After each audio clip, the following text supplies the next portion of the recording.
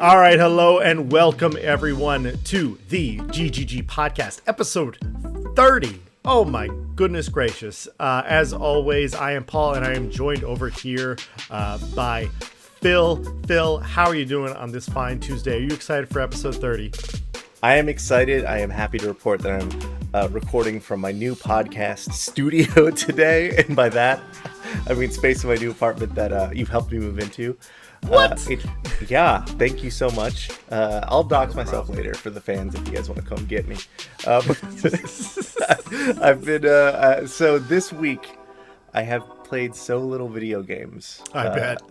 It's been what I've mostly been playing is Dragon Ball Fighter Z because I have like 10 minutes to just sit down at the couch and be like, all right, kill. Time to go to sleep. That's a good 10-minute game right there. That's a fantastic 10-minute game.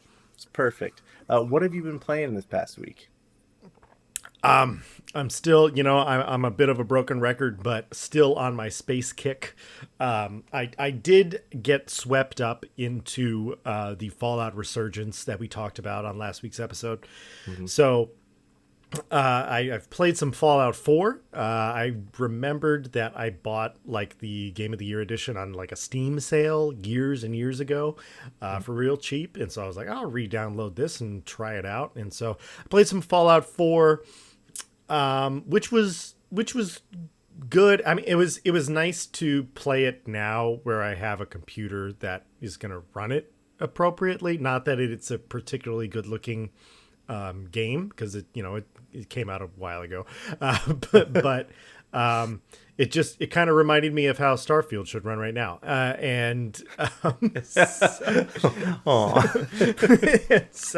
but yeah, I probably put maybe about 6 or 7 hours into a new game in Fallout, so that was interesting, but very similar to what I talked about last week. Is I started playing it, and it just made me want to play Skyrim.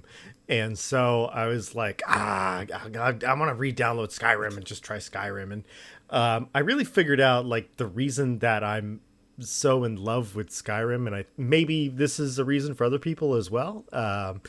It's just like I'm in love with the leveling system in Skyrim. That's what I love about it the most. Obviously, like the fantasy aesthetic really speaks to me, but the leveling system, I love a leveling system that it's like, you want to get better at archery, do archery. Yeah. You want to get better at sword fighting, fight with a sword. You want to get better at magic, fight with magic. And I really, really like that. And the leveling system in Fallout and the leveling system in Starfield, which I also ended up playing as well. And not just turning it off immediately. I actually put some time into it. But like, there's a disconnect with the leveling there where it's just like, here's some XP, pick from this giant list of things. And I feel like every time I pick a skill in the Fallout skill tree or the in the Starfield skill tree, I'm just like kind of throwing my money away, like my, experience in game money. Because like, I feel like, that only gave me 10% more damage with pistols. And now I don't have a pistol that I like. So I guess I shouldn't have picked that, So yeah, that's what I've been doing. I've been going on a little Bethesda binge. That's a nice place to be. I did like download Fallout New Vegas. So it was like 8 gigs. Let me test out my new internet speeds. And I picked it up and it only plays in I think like 720. so Wow. It was just rough to look at. So I was like, okay, this is I'm gonna have to come back to this. Yeah. But I am excited for the next gen update for Fallout 4. That's what I've been waiting for, to dive back into Fallout 4. Yeah, I believe it's coming out at the end of this week, April 26th, which is a Friday, I want to say. I think it's Friday. I mean, we could just slide in talking about our releases because we have a couple of things that are also happening on Friday, April 26th. I do want to complain about one last thing in the spirit of being true to myself and complaining about something. Is that I wanted to play Skyrim so much, but the game kept crashing. And like I couldn't get it to run. It would get to the Bethesda. It's almost like one of those, like you're being brainwashed into like hating something. And so I would see the Bethesda logo like load, like fade in from black, and then it would crash. And that happened probably like 12 times. And by the time I actually got the game running again, I was like, I don't want to play this anymore. It's Pavlov's dog. Yeah. Pete Hines gamer. That's Yes. All right. But yeah, let's get into this week's releases real quick. Before we do that, if you haven't already, please like and subscribe to the GGG podcast or our Golden Glazed gaming channel over on YouTube. And if you're listening to the audio version, you can find us over on Spotify and Apple Podcasts. Give us a like and subscribe over there as well. It really helps us out. All right, so first up for this week's releases, a little bit of an indie game that's been getting a lot of traction. Manor Lords is going to be coming out later this week. It's going to be coming out on Steam, as well as going to be a day one for Xbox Game Pass. Your favorite, Phil. Your favorite. such a good deal. You can't really beat this deal in gaming, and you get a lot of cool games day one because Microsoft is desperate. I don't know about desperate as much as they're just throwing anything at the wall. But horny for relevance. Does that? Oh, that is an interesting way of putting that. Okay, so Manor Lords, surprisingly, it has gotten wishlist on Steam. It's got over 500,000 people have wishlisted this game on Steam, and that's obviously not including the people who are going to play it through Game Pass through their subscription fee. So, like, this is a game that's getting a bit of traction, and probably, I want to say, at the right time, because we're kind of in a lull right now. We haven't gotten those summer games yet. I feel like the spring games, I don't know. There's not a lot of spring games coming. So we're kind of washing out on things like Helldivers has had a big splash. I think it's finally starting to slow down. We'll probably get something in a week or two that reignites the fires there, but they're in a bit of a lull, so fine to take that chance. I think people who wanted to play Final Fantasy VII Rebirth are dug in, or they're waiting for a sale. And this is the type of game that you don't see too often, where it is a strategy game, like a combat strategy game, and a town building game.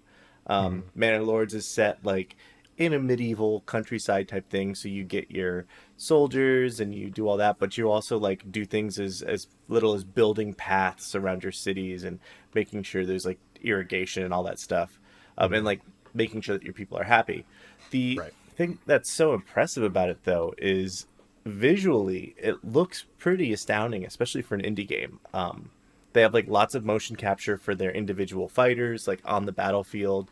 They have photogrammetry, which is just like the way that you like all of their 3D things are rendered in the very like interesting way that gives them like texture, and so you could zoom in and get a lot of detail, although most of the game you're playing from further back. And I've seen this is just from their website. I've like been kind of pitching around because it's very good looking, but their destruction simulation is gorgeous. Like, ooh, I actually haven't seen anything about that. Very I can't wait to break some stuff in this game. So then I take it you're interested in are you gonna download it for free on Game Pass? Yeah. This is definitely one of those like, oh, I'll check it out. Every now and again, a strategy game comes along. Like when Civ 6 came out, I had played like one night of Civ 5 and just played through the entire night. I'm like, what happened? Civ 6, I did the same thing as soon as it came out. Just like played it for about 12 hours straight. And then I tend to like come back and dabble in, but these are just these really unique experiences for me as a gamer. And if it if it catches that moment for me, I am very excited for this one. Right on. I'm excited too. Like, honestly, this is the first release that I'm like, I think maybe I'll subscribe to Game Pass for this, just because usually when there's like a big Game Pass game that's coming, I'm kind of like, well, I think I'm gonna like this game enough that I'll just buy it outright. But this is a game that I'm like, it's really piqued my curiosity, and I'll tell you, I have been thirsty for an RTS, and I know that this isn't like that's not the entire point of the game. It's not just a real-time strategy. It's also about, like, as you were saying, managing and building, and for returning listeners, they know that I'm a big fan of Frostpunk, and so that aspect of being able to build things up and have a like a management or a strategy game that isn't just about let's do the battles. I'm all for that. So very curious. I'm probably gonna play it, and we'll see what happens this weekend when it releases. So yeah, very cool. Now, speaking of which, there is another big release coming out this week. I feel like this game has gotten like a lot of weird heat. But Stellar Blade releases on Friday, April 26th. When you say weird heat, what do you mean by that?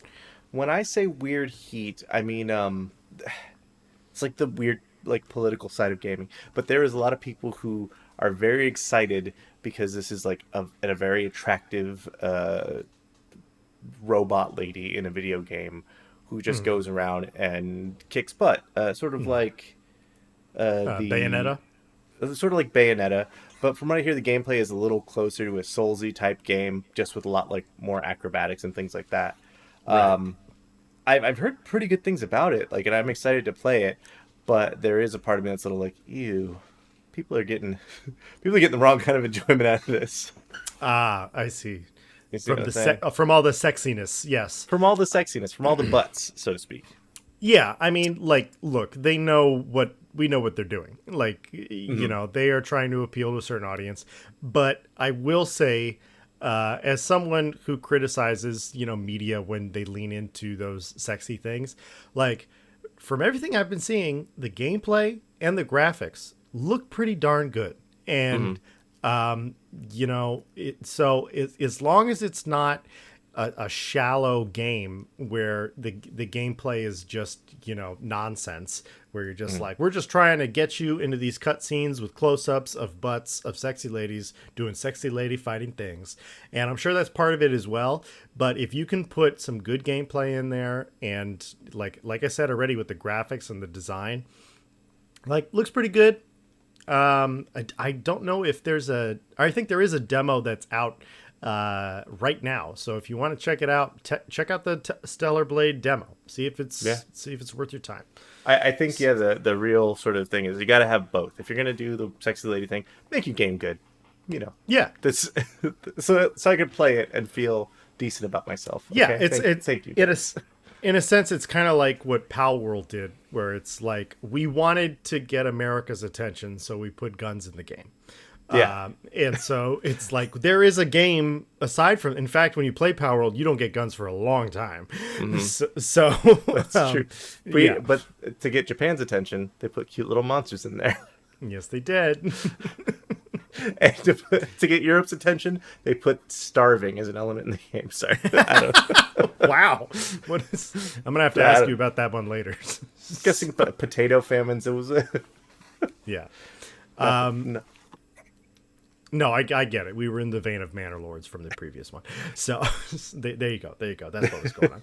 All right, so let's get into the news this week. A lot of stuff going on. So we're kind of going to do a little bit of a smorgasbord instead of doing our primary main topic. So there's a lot of updates that have been going around. We're going to talk about a lot of those. The first update, which we've brought up in prior episodes, but Destiny 2, the final shape, we finally got a trailer for the final shape. And yes, we got more Cade 6, and he's back. Somehow he's returned. And so I will accept somehow he returned for Cade 6, because it is Nathan Fillion, first of all, and second of all, the story in Destiny is basically held together by shoestrings, bubblegum, and hopes at this point. Yeah, for real.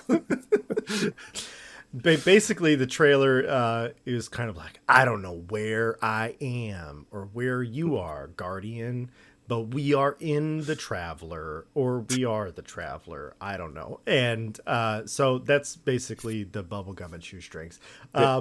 So I'm very curious about this. We both have played a lot of Destiny back in the day. Like, I have not played it recently, to be honest. I just kind of saw it as like a money and time pit, which it is. But I'm kind of chomping at the bit of like, will Bungie make Destiny 3? Or is this kind of like they want to move on to something else? And is this the last DLC that they're going to do? Just because it says final in the title doesn't mean that it's going to be final, but I'd like it to be. Well, it's going from shapes to colors. We're going to do the final shape and then first blue.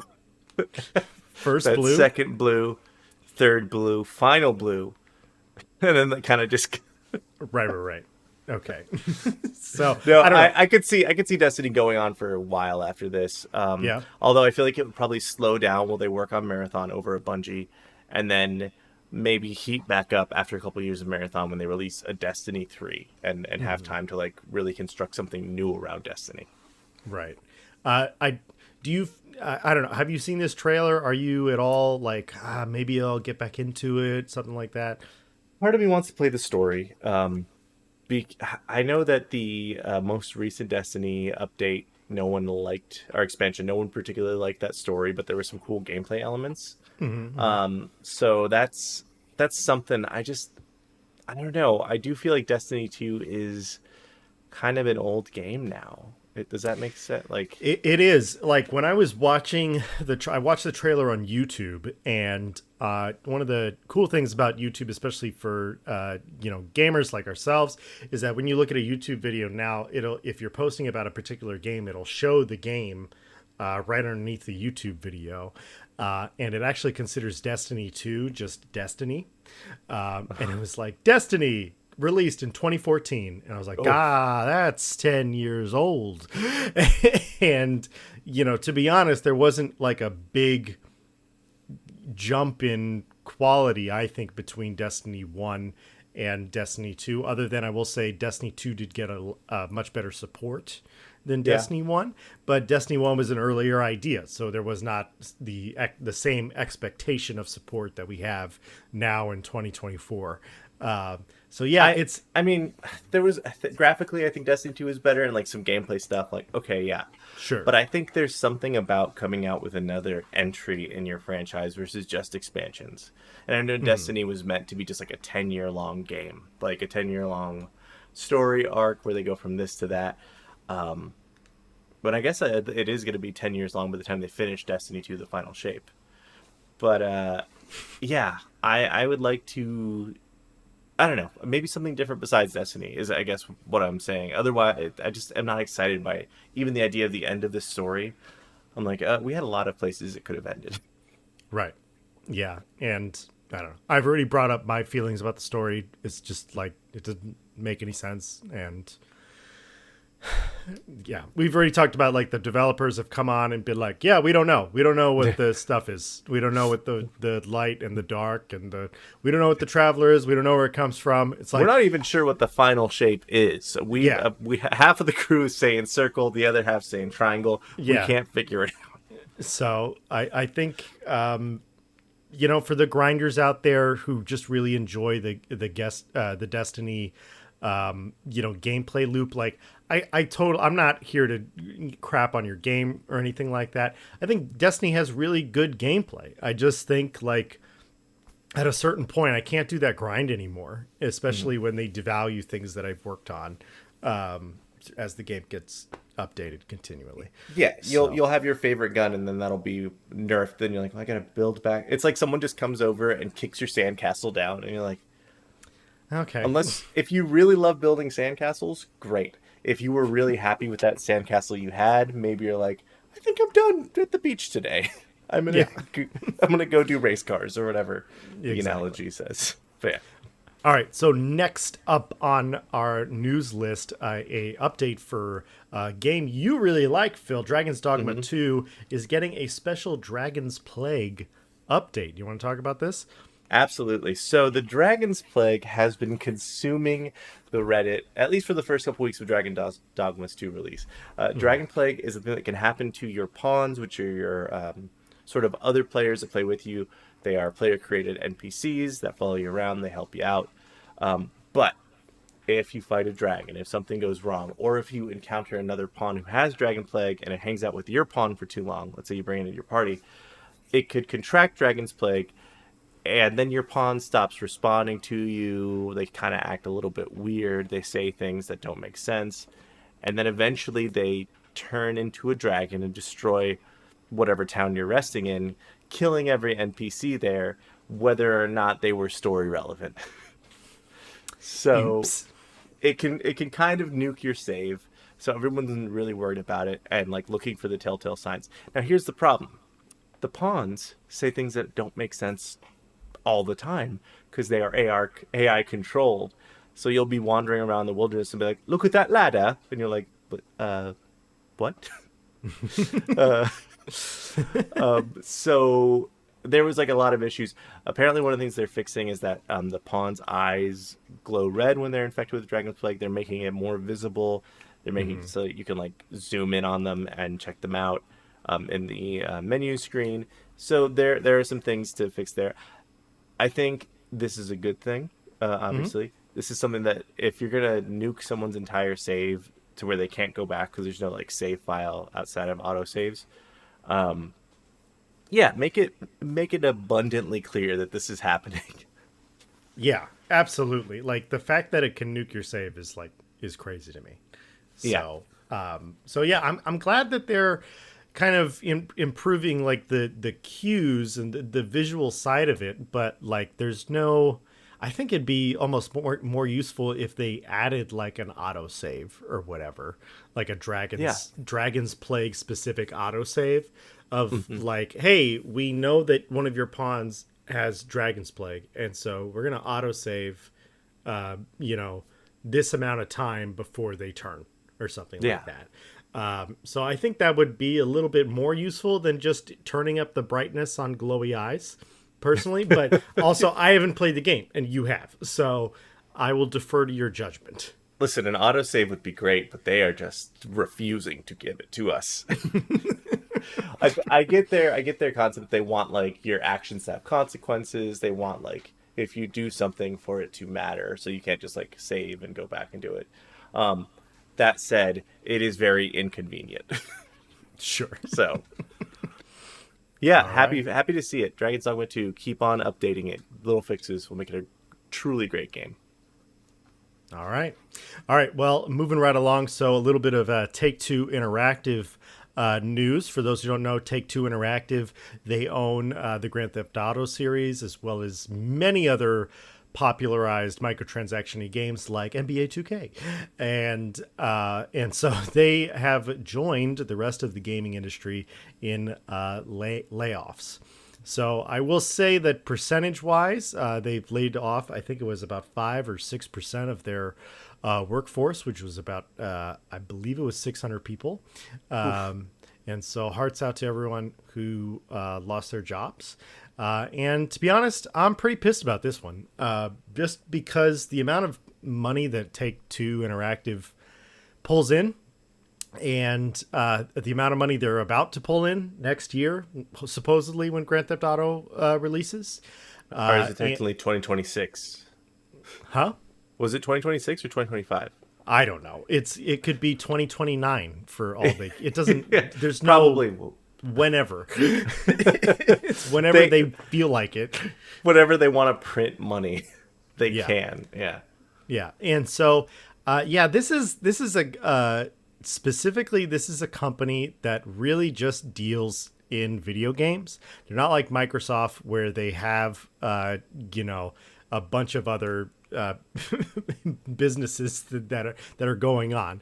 So it's just really in video games. They make so much money off of all of their live service games that they do. In fact, another kind of mini story involving them this week is there was a lawsuit having to do with tattoos and NBA 2K, particularly.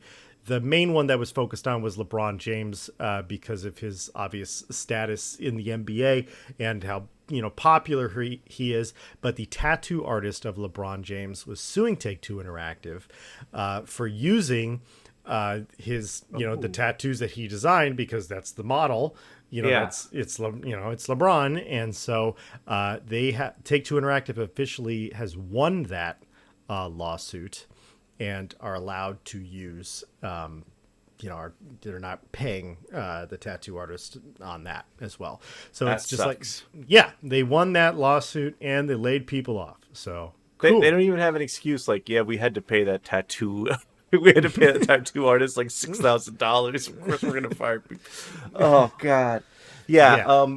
Take Two does so much to completely insinuate themselves as one of my least favorite developers by not updating Red Dead Online almost at all, not giving us Yeah. Undead Nightmare 2, not doing much except releasing Grand Theft Auto 5 time and time again, and then making Grand Theft Auto Online huge.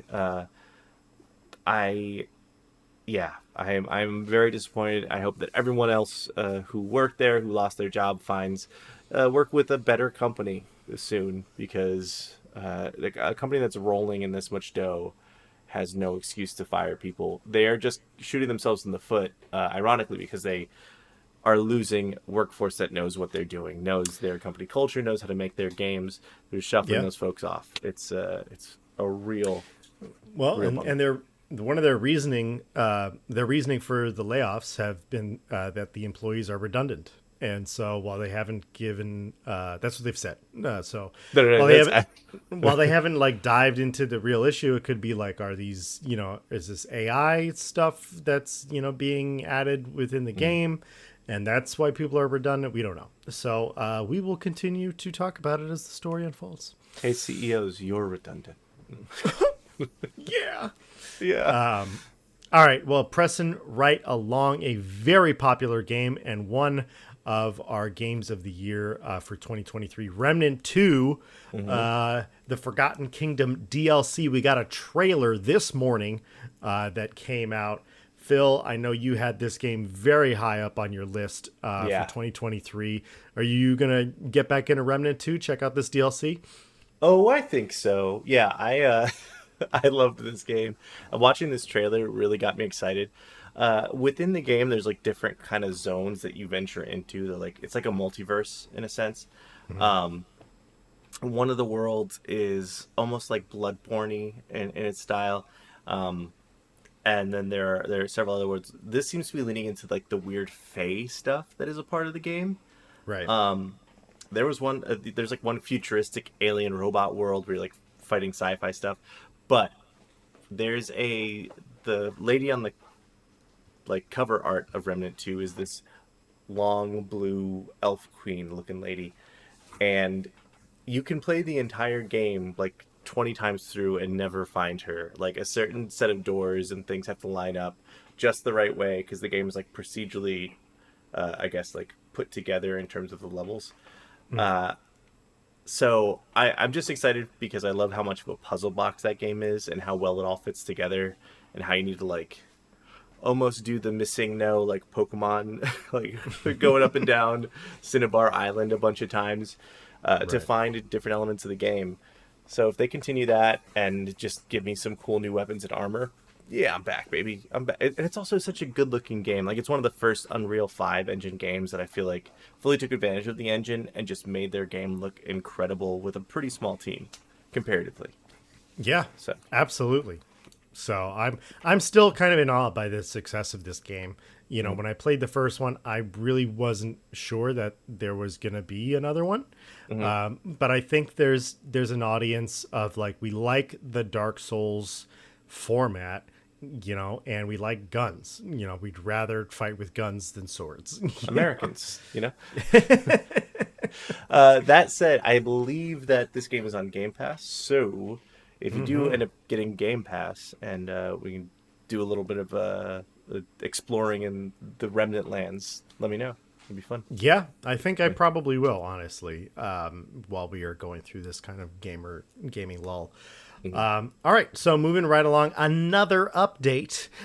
So Starship Trooper Extermination, which has been in early access for quite some time now, and completely has been demolished by Helldivers, which is the Man. real Starship Trooper game, but whatever. They must have been like, I remember because I wish listed this game when I saw it when early access. I was like, Starship Trooper game, I am so in. I love Starship Troopers.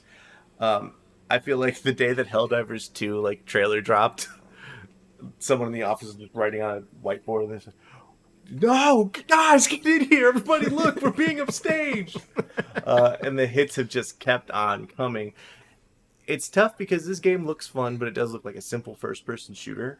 It And does, yeah. Helldivers nails so much more about this. From their, like, you're not just going from mission to mission. Like, you're on your ship, you're seeing commercials from Super Earth.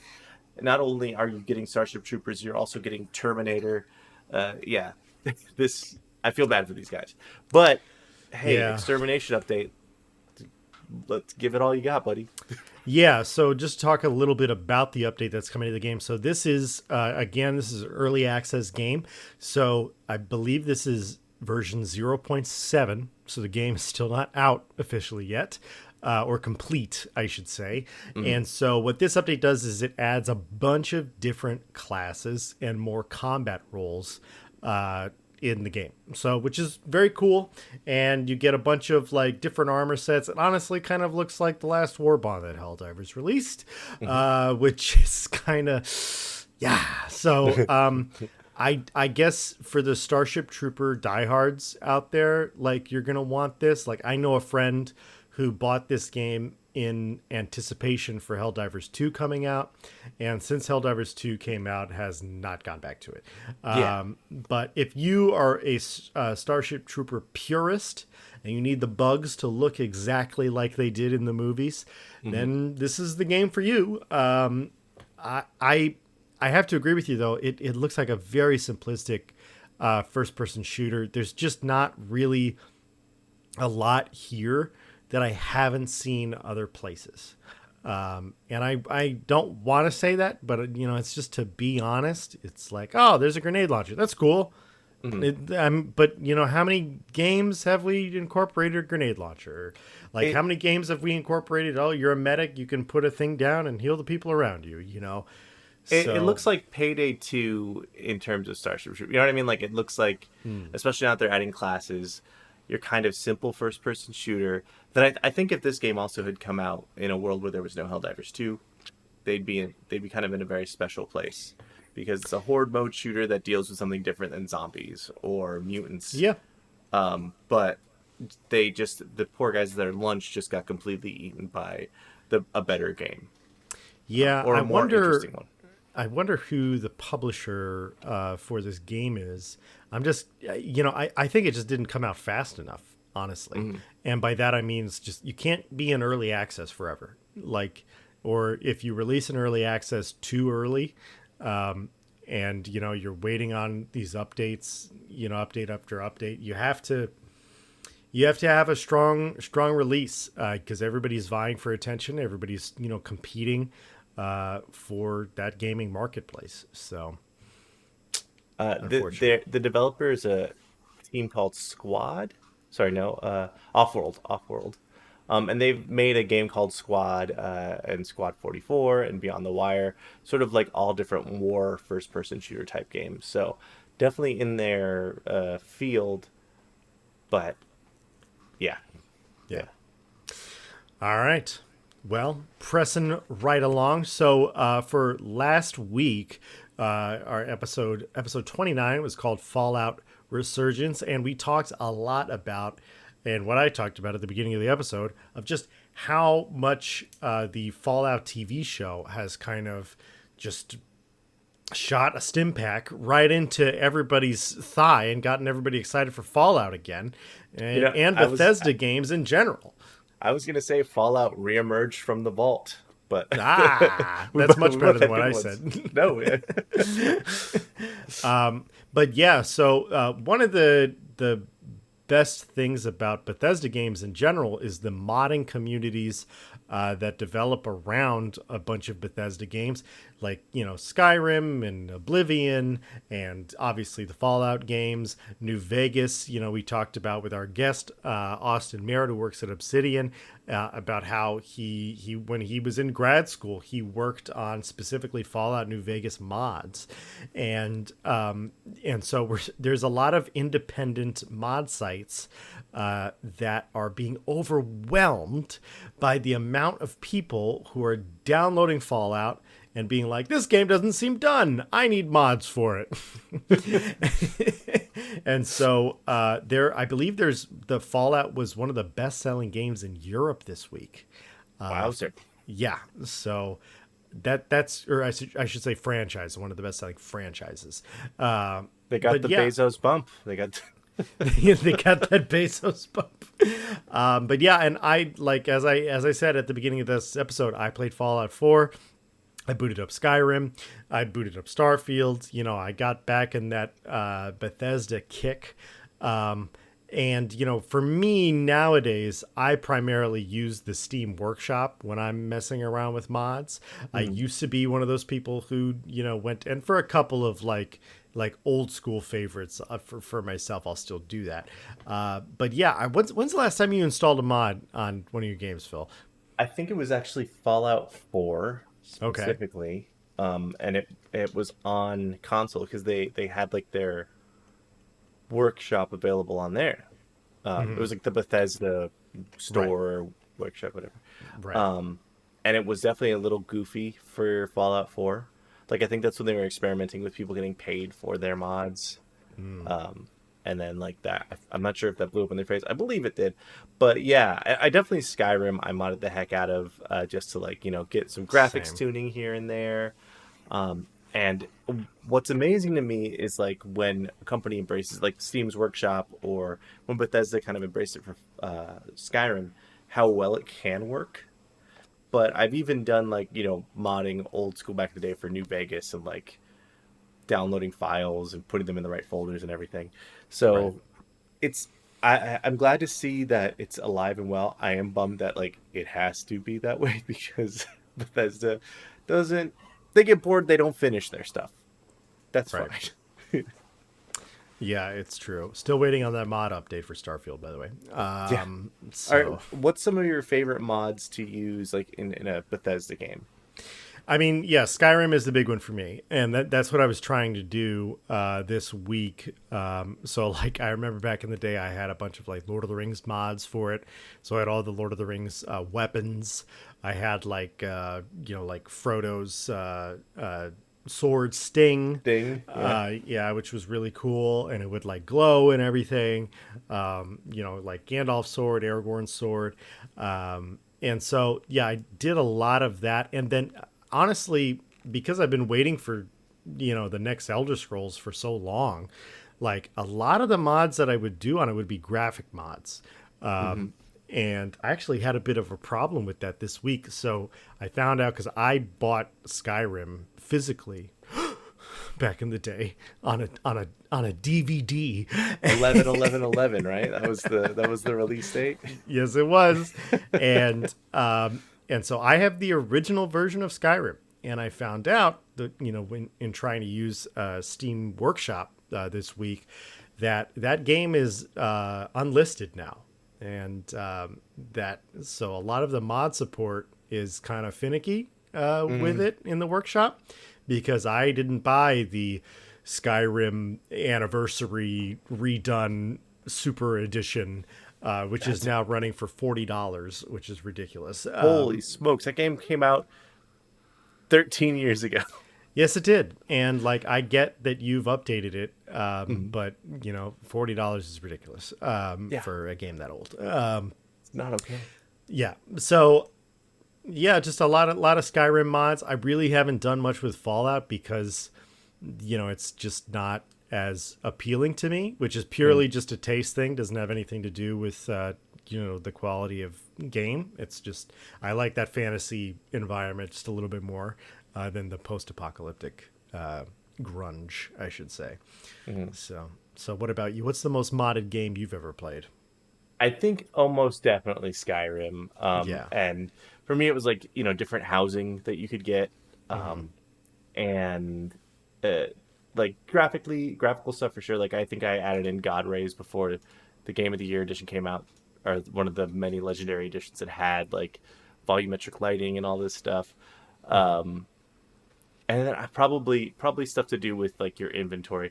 And I believe I modded Fallout to like change the building stuff a little bit, um, to make Okay. it easier to break things down because that game can really like while it's fun and immersive, it can really slow you down in terms of finding materials. Yeah, You know? I mean, yeah, and that's a Bethesda thing in general. Is just the inventory management drives me crazy, and it's not even just the systems that they have in place with all the inventory management.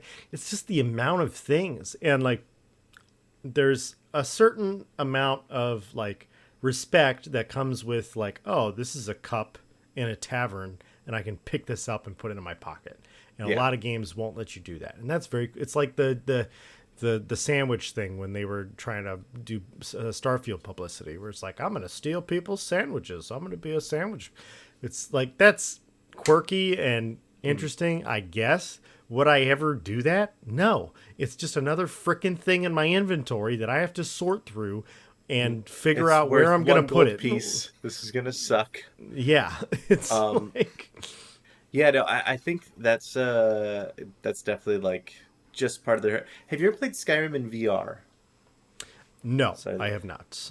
Or that is a maybe I have actually. Or I think I've watched one of my friends play it in VR, which is weird, but yeah. it's definitely a pretty worthwhile endeavor if you have a VR headset capable of it. That I played it for a show a while ago, and being able to look around inside some of the interiors, or like that first mission where you have to go up the snowy mountain, and like you're just looking at the archways they built. It breathed new life into it for me. That I was very impressed, and I guess actually there is Fallout 4 VR. It's just it can be such a pain in the butt to get a VR headset and then to have to buy a separate version of the game. Bethesda. Sure. Yes. Yes, But yes, yes.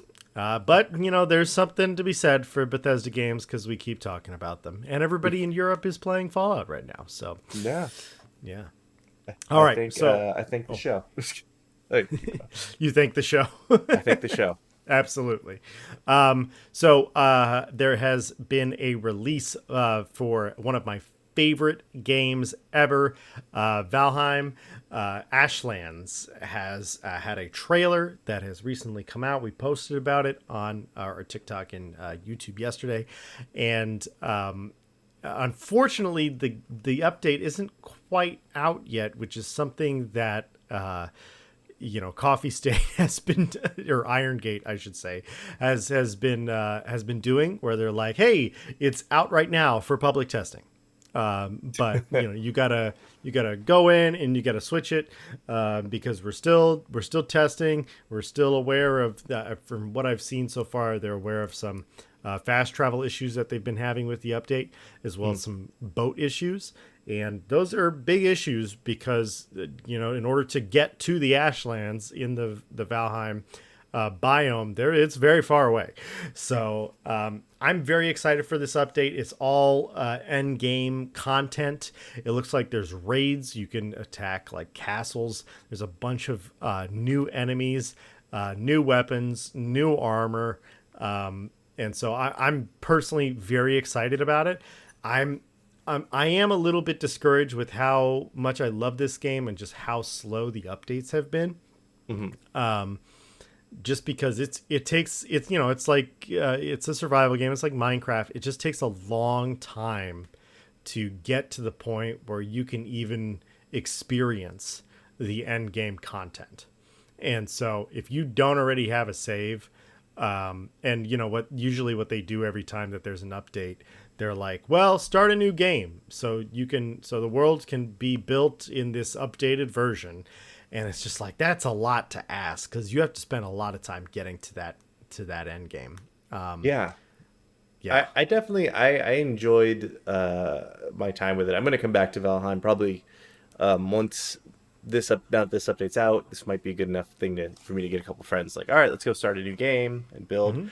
But it definitely is a time investment to get up to even through what they've had prepared pre this update. There is a lot of stuff in that game. It's Valheim is such an interesting thing because I think it's a very competent game, but the sort of overlay of graphics are reminiscent of a time that I kind of wonder if a lot of gamers, like I feel like our generation, this was like when we were 12 and 13 playing games, is what they're harkening back to with the look of their games. Sure. Like PS1, PS2 era. And I just hope that they don't kind of update the charm out of that, because I was looking at some of the armor designs, like, oh, these look cool, but they look a little complex for what I'm used to in this game. So Sure. But I mean, yeah, it's an update. You gotta come out with new armor sets and stuff. So, but yeah, it's like the last update was the Mistlands update, and I'll be honest, the Mistlands was a pain in the butt.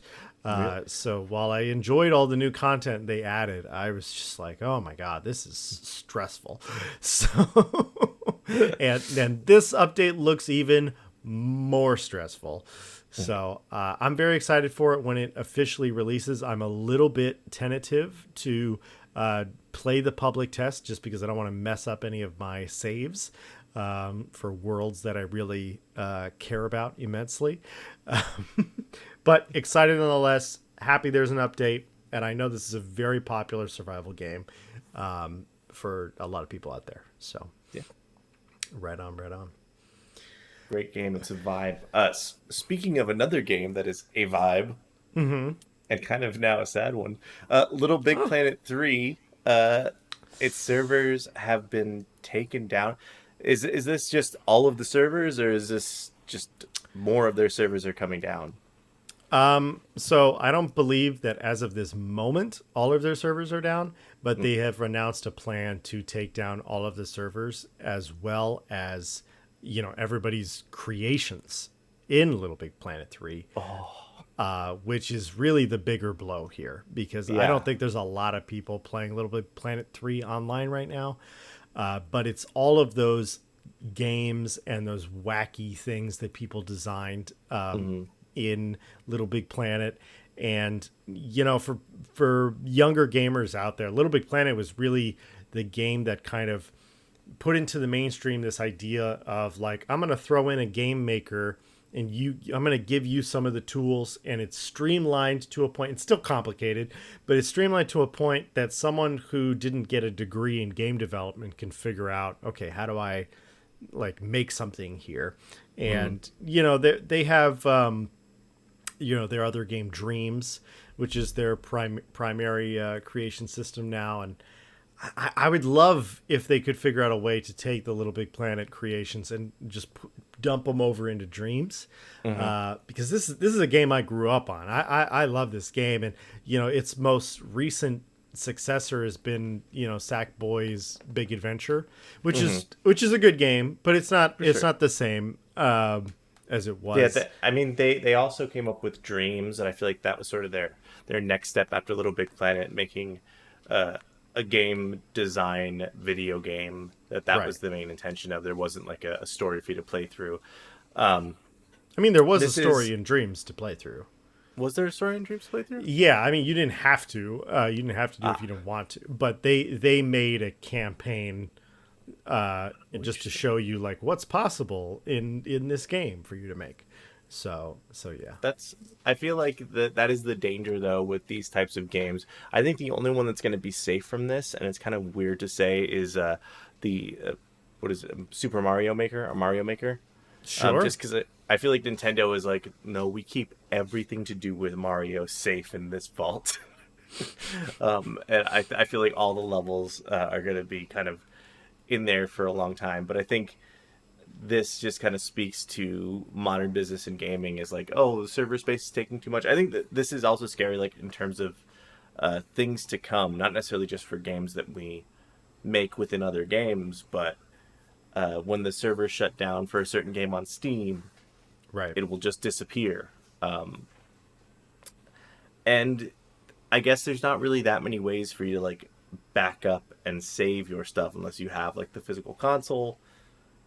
And even then, I think most of the level creations are saved like in the cloud. So yeah, it is a bummer to see that many hours of creativity just disappearing. Yeah, like I said, I really wish they would just bump them over to the Dreams servers. I don't know if that's possible. It's probably too much of a financial commitment to do that. But yeah, definitely a bummer. I also would like to see Little Big Planet have a comeback. I think that, you know, something I wanted to talk about with this is like, I want to see Sony bring back some of their more cartoony, you know, franchises. And Yeah. a little bit, like Sackboy's Big Adventure was a good game, but it was more like of a launch game for the PS5, I felt like. And I'd also like to see, speaking of launch games, I like to see an Astro game.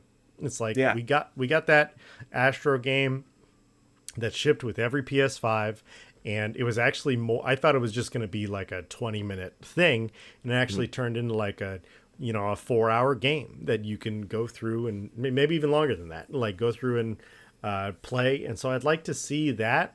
I feel like the only cartoony characters we get on PlayStation are just Ratchet and Clank, and even then, it's been a while since we've gotten a Ratchet and Clank. Yeah. So yeah, I'd like to see Yeah. Sackboy come back, or something in the vein. I would like to see Media Molecule come out with something. That's what I would like to see. Which is of True. course the company who made Little Big Planet. Yeah, I kind of wonder what they're doing because I feel like they have been quiet since Dreams, and of course, I guess Astros or not Astros, but Big or Sackboy's Big Adventure. Was that them or was that another company? I believe. I mean, it could have been another company, but I will say it looked Little Big Planet-y, and it also looked like it was made in the engine and the system that they designed. It felt very familiar to me.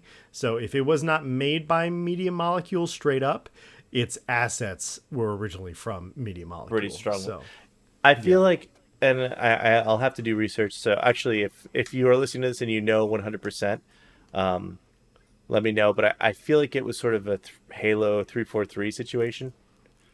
oh, okay. Where like another company was kind of formed out of Media Molecule. It was like, all right, hey, make us a Sackboy game. Sure. But yeah, they had Tearaway way back in the day. I believe it was PlayStation 4, and then the one for the PSP. So they have this like vibe and intention to make all of these different types of games, and to make a game where you can literally make anything. And maybe if that is their desire, but I think they could use something over at PlayStation akin to Ori and the Will of the Wisps or Ori and the Blind Forest, something that is like more or less for kids, but still like can be fulfilling and gratifying and beautiful. Just, I think the PlayStation isn't too much of an inviting place for kids in a first-person sense, you know? Yeah, I agree with that. And I also think like that kind of stuff, I feel like Sony and other companies have been kind of, aside from Nintendo, of course, have been kind of like, oh, you want something cutesy? Well, look at all the indie games. Yeah. We're going to leave that stuff to the indie developers. We're going to make the big blockbuster games. So yeah. But I mean, I don't know. Ratchet and Clank, blockbuster game. True. They did that. Listen, if we get Naughty Dog to make Jack and Daxter, Yeah, I don't know. I'm still very curious. It's because like they got more mature with the games that they made, from Crash to Jack and Daxter to Uncharted to Last of Us. It's like Last of Us is as mature as it gets. Like I hopefully they pull back a little bit, but we'll see. the next game is just about a divorce and then chemotherapy. And you play through both of those things. It's just a downer. Oh my goodness. So all right. Well, yeah, that pretty much wraps it up for our little variety of update tapas that we have for you today. But yeah, any last little thoughts on anything we talked about, Phil, before we go? No, just a passing thought. I did download Harold Halibut. I gave it a shot. Not a game for me personally. It is definitely like it. I feel like it. If you're into it, let me think of the right way to put it. It seems like Steve Zissou by way of Wallace and Gromit. Yeah, but also with not as much of the charm in either one of those. So. Wow. Yeah, stop motion I feel like needs charm to work. So there's some moments where you like get into an elevator and it's like it sends you from one place to another, but it fills up with this green liquid, and it's just like there's something visceral like, oh cool, that's weird and gross and scratches a particular part of my brain. But otherwise I just feel like that game would be really cool with some very like interactive motion and movement, like it. And I understand it would take a lot to do, but give me something like Prince of Persia way back in the day, it had that very advanced animation for its time. If you do that with sort of stop motion, oh man, I'm so in. Although I realize that would take millions of hours. So right on. Yeah, I've seen similar things online to what you've been saying. Just that it's, it looks really good. The other elements of the game, though, are lacking. So, but definitely a strong artistic choice. Very, very cool. So, hearts out to them. Hopefully you guys keep going. yeah, and hire some better voice actors. hey, got it. Anyway, that's my 2 cents. Yeah. What? Did you have one more thought? I'm just saying you should hire Paul. Yeah, just hire. We can just hire the both of us. It's fine. Just hire us to do every character. In We'll your just game. banter. The game will be wildly off topic for most of it. Just Yes, us exactly. chatting about all sorts of stuff. All right. All right. Well, that's going to do it for episode 30 of the GGG Podcast. Thank you for listening. And if you haven't already, please like and subscribe over on our YouTube channel if you're watching the video version, or on Spotify or Apple Podcasts if you're listening to our audio version. Peace out, everybody. And hopefully you have a good week. And check out Manor Lords, maybe. Yeah. Who knows? We'll see you in the manor, my lord. Yes, we'll see you there.